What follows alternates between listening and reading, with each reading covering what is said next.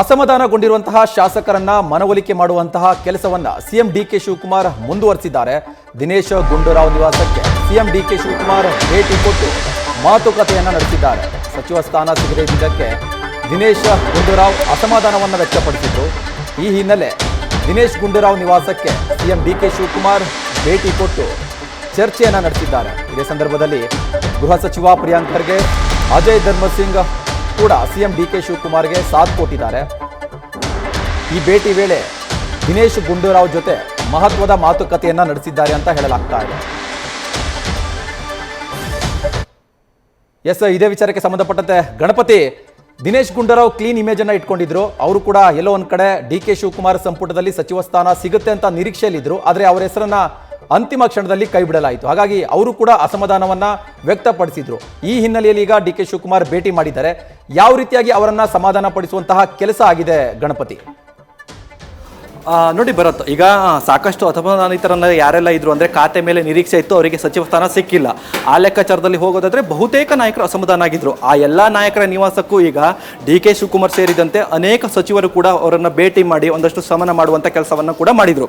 ಹಾಗೆ ದಿನೇಶ್ ಗುಂಡೂರಾವ್ ಅವರು ಕೂಡ ಈ ಹಿಂದೆ KPCC ಅಧ್ಯಕ್ಷರಾಗಿರುವಂಥದ್ದು, ಅವರಿಗೆ ಅವರದೇ ಆದಂಥ ಒಂದು ಗೌರವ ಅಂತ ಇರುತ್ತೆ. ಹೀಗಾಗಿ ಈ ಲೆಕ್ಕಾಚಾರದಲ್ಲಿ ಹೈಕಮಾಂಡ್ ನಾಯಕರು ಡಿ ಕೆ ಶಿವಕುಮಾರ್ ಅವರಿಗೆ ಒಂದು ಸೂಚನೆಯನ್ನು ಕೊಟ್ಟಿದ್ರು. ಅಂದರೆ ನಿಮ್ಮ ಸಂಪುಟದ ಒಂದಷ್ಟು ಸಚಿವರನ್ನು ಅವ್ರ ನಿವಾಸಕ್ಕೆ ಕಳಿಸುವ ಬದಲಾಗಿ ನೀವೇ ಅವರ ನಿವಾಸಕ್ಕೆ ಹೋಗಿ ಒಂದಷ್ಟು ಮಾತುಕತೆಯನ್ನು ನಡೆಸಿ, ಅಂದರೆ ಮುಂದಿನ ಒಂದಷ್ಟು ಆಗುವಗಳು ಸಂಘಟನೆಗಳಿರ್ಬೋದು, ಒಂದಷ್ಟು ವಿಚಾರಗಳನ್ನು ಚರ್ಚೆ ಮಾಡಿ. ಅದಕ್ಕೆ ಒಂದಷ್ಟು ವ್ಯಾಲ್ಯೂಗಳು ಕೂಡ ಬರುತ್ತೆ.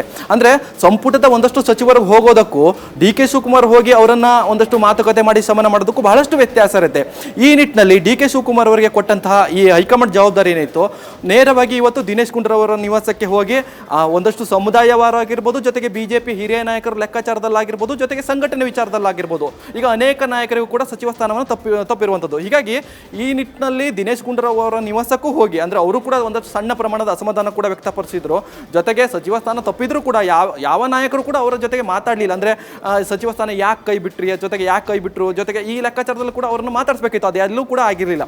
ಹೀಗಾಗಿ ಈಗ ಹೈಕಮಾಂಡ್ ಸೂಚನೆ ಮೇರೆಗೆ ನೇರವಾಗಿ ಅವರ ನಿವಾಸಕ್ಕೆ ಹೋಗಿ ಒಂದಷ್ಟು ಮಾತುಕತೆಗಳನ್ನ ಆಡಿ, ಮುಂದಿನ ದಿನಗಳಲ್ಲಿ ಪಕ್ಷದ ಒಂದು ಬಹುದೊಡ್ಡ ಜವಾಬ್ದಾರಿಯ ಒಂದು ನಿರೀಕ್ಷೆಗಳನ್ನು ಮಾತುಕತೆ ಆಡಿ, ಜೊತೆಗೆ ಹೈಕಮಾಂಡ್ ಏನೆಲ್ಲ ಸೂಚನೆಗಳು ಕೊಟ್ಟಿದೆ ಅದನ್ನೆಲ್ಲವನ್ನೂ ಕೂಡ ದಿನೇಶ್ ಗುಂಡೂರಾವ್ ಅವರ ಜೊತೆಗೆ ಚರ್ಚೆ ಮಾಡಿ ಬಹುತೇಕ ನಾಯಕರು ಈಗಾಗಲೇ ಸಮಾಧಾನ ಆಗಿರುವಂಥದ್ದು. ಅಂದರೆ ಸಚಿವ ಸ್ಥಾನ ಯಾರೆಲ್ಲ ಸಿಕ್ಕಿಲ್ಲ ಅನ್ನೋ ಲೆಕ್ಕಾಚಾರದಲ್ಲಿ ಈಗ ಅದರ ಹಾದಿಯಾಗಿ ದಿನೇಶ್ ಗುಂಡೂರಾವ್ ಅವರು ಕೂಡ ಒಂದು ಅಸಮಾಧಾನ ಇತ್ತು. ಈಗ ಅವರ ಅಸಮಾಧಾನವನ್ನು ಕೂಡ ಬಗೆಹರಿಸಲಾಗಿತ್ತು.